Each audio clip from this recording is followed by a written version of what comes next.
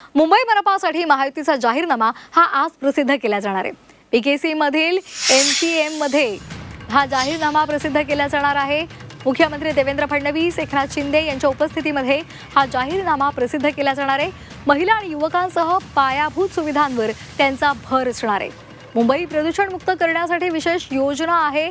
रस्त्याचं काँक्रिटीकरण पूर्ण करण्याला सुद्धा प्राधान्य असल्याचं सुद्धा कळतंय।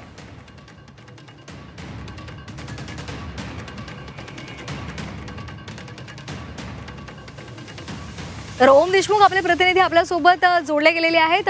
ओम, महायुतीचा जाहीरनामा सर्वांचंच लक्ष इकडे लागलेलं आहे। आणखी कोणते असे महत्त्वाचे मुद्दे आहेत ज्यावर या महायुतीचा भर असणार आहे? निश्चितच जर आपण पाहायला गेलं तर मुंबईसाठीचा हा जाहीरनामा आज खरं तर 11:30 वाजता सकाळी प्रकाशित केला जाणार आहे। राज्याचे मुख्यमंत्री देवेंद्र फडणवीस आणि उपमुख्यमंत्री एकनाथ शिंदे या दोघांच्या उपस्थितीमध्ये बांद्र्यातल्या MCA क्लबमध्ये हा जो जाहीरनामा प्रकाशन होणार आहे त्या संदर्भात आता स्पष्टता खरं तर यायला सुरुवात झाली। यातल्या काही महत्त्वाच्या इन्साइट्स ज्या आहेत त्या आता आपल्या हाती लागल्या आहेत। त्यामध्ये मुख्यत्वे 4 ते 5 महत्त्वाचे असे मुद्दे जे खऱ्या अर्थानं महत्त्वाचे आणि गेम चेंजर ठरू शकतात।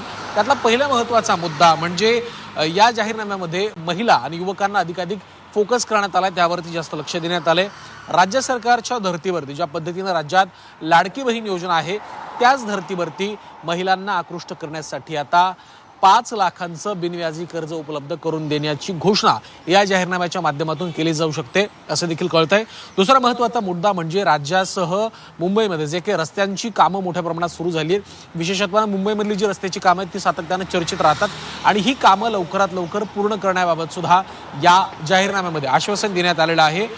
प्रदूषणामुळे ज्या प्रदूषणाच्या संदर्भात मुंबईची सातत्यानं चर्चा होते आणि खरं तर एक नामुष्की सरकारवरती ओढवते आणि एकंदर पर्यावरणाचं नुकसान मोठ्या प्रमाणात होतं, त्या पर्यावरणाच्या संदर्भात प्रदूषणाच्या संदर्भात 17,000 कोटी रुपयांची तरतूद करण्याचा प्रस्ताव देखील या जाहीरनाम्याच्या माध्यमातून ठेवण्यात येणार आहे। आणि त्यासोबतच पर्यावरणासाठी, प्रदूषणासाठी आणि या सगळ्या गोष्टींवर उपाय म्हणून पर्यावरण प्राधिकरणाचा देखील एक नव्यानं विचार, पर्यावरण प्राधिकरणाची देखील स्थापना या निमित्तानं मुंबईत करण्यात येणार आहे।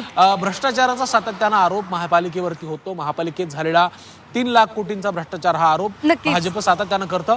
त्यामुळे भ्रष्टाचाराच्या संदर्भात पालिकेचा कारभार पारदर्शक बनवण्यासाठी याच अनुषंगानं AI आणि आधुनिक तंत्रज्ञानाचा उपयोग या सगळ्या कारभारामध्ये